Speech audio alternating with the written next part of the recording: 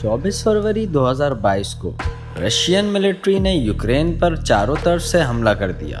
Russian president Vladimir Putin ने दुनिया को साफ साफ बता दिया कि अगर किसी ने इस मामले के बीच में मुदाखलत की कोशिश की तो उसका अंजाम बहुत बुरा होगा। रशियन हेलीकॉप्टर और फाइटर जेट्स को यूक्रेन के कई शहरों के ऊपर उड़ते हुए और कई मुकामात पर रॉकेट फायर करते हुए भी देखा गया, और इनमें पुतिन का मखसूस टारगेट यूक्रेन के कैपिटल कीव पर था। इस हमले में जहां कई सौ लोग अपनी जान दे बैठे, वहीं बहुत से यूक्रेन के रिहायशी अपने घर छोड़ने पर मजबूर हो गए। जान बचाने के लिए कई लोग बेसमेंट्स में जा चुके और कुछ ने मेट्रो स्टेशंस पर पनाह लेना बेहतर समझा। देखते देखते यूक्रेन का हर कोना धमाकों और इमरजेंसी सायरन से गूंज उठा। यूरोप वर्ल्ड वॉर 2 के बाद इस तरह की जंग पहली बार देख रहा था। अब सवाल ये है कि रशियन प्रेसिडेंट को यूक्रेन में क्या दिलचस्पी है और वो इसे क्यों हासिल करना चाहते हैं। तो आइए जानते हैं इंडिगो टीवी की इस वीडियो में। ये मामला आसान अल्फाज में समझने के लिए माजी में हुए चंद वाक़यात का समझना बहुत ज़रूरी है।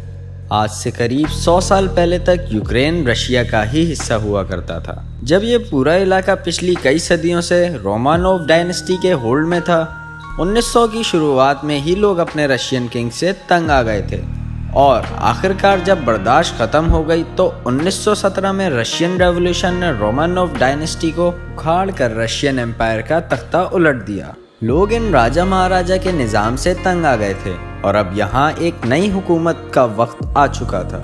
इस नई हुकूमत को बनाने के चक्कर में ये लोग आपस में ही लड़ पड़े और पूरा रशिया खाना जंगी में पड़ गया।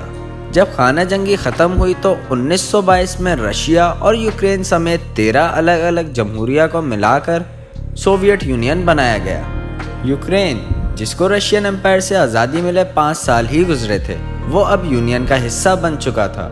और यूक्रेन के लिए ये ऐसा ही था जैसे किसी परिंदे को निकालकर एक पिंजरे से दूसरे पिंजरे में डाल दिया गया हो। फिर जैसे जैसे साल गुजरते गए, कोल्ड वार्स होती रहीं। उसके बाद यूक्रेन और कुछ ममालिक ने खुद को सोवियत यूनियन से निकालकर एक आज़ाद मुल्क बना लिया और इसकी वजह से सोवियत यूनियन दुनिया की नज़र में कमज़ोर पड़ चुका था। 1999 में सोवियत यूनियन से आज़ादी पाने वाले 3 ममालिक नेटो से जा मिले और नेटो में शामिल होने का रुझान दिन ब दिन बढ़ता गया और 2004 में भी 7 और ममालिक ने नेटो को ज्वाइन कर लिया। यानी जो जमहूरिया रशिया का साथ दे रही थी वो अब नेटो का हिस्सा बन चुकी थी।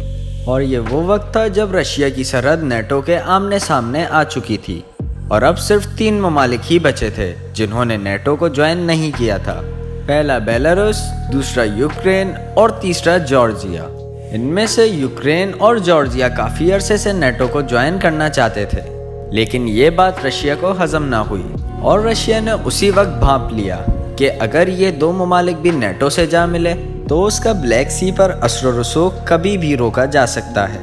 अब रशिया, अमेरिका और सऊदी अरब के बाद वो वाहिद मुल्क है जो पूरी दुनिया में ब्लैक सी के सहारे तेल और गैस देता है। नवंबर 2021 में पुतिन के इरादे खुलकर सामने आ गए। सैटेलाइट इमेज में देखा गया कि लाखों रशियन ट्रूप्स को यूक्रेन की सरहद पर पहुंचा दिया गया है और इसके कुछ ही हफ्ते बाद पुतिन ने अपनी डिमांड जाहिर कर दी। पुतिन की सबसे अहम डिमांड थी कि नेटो इस इलाके में आगे नहीं बढ़े और अपनी मिलिट्री को उसी हद तक वापस लेकर जाए जो 1997 में हुआ करती थी, यानी रशिया से बहुत दूर। लेकिन पुतिन की ये डिमांड वेस्टर्न लीडर्स ने मुस्तरद कर दी और अपनी फोर्सेस को और ज़्यादा बढ़ा दिया।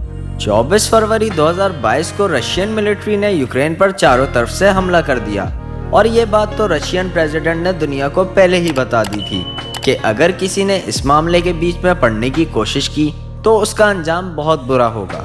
और इसी वजह से अमेरिका समेत बहुत से ममालिक ने रशिया पर सैंक्शन लगा दी हैं और बाकी ममालिक ये समझते हैं कि शायद इस वजह से पुतिन ये सब करने से रुक जाए। लेकिन पुतिन रुकते हैं या नहीं, ये तो आने वाला वक्त ही बताएगा।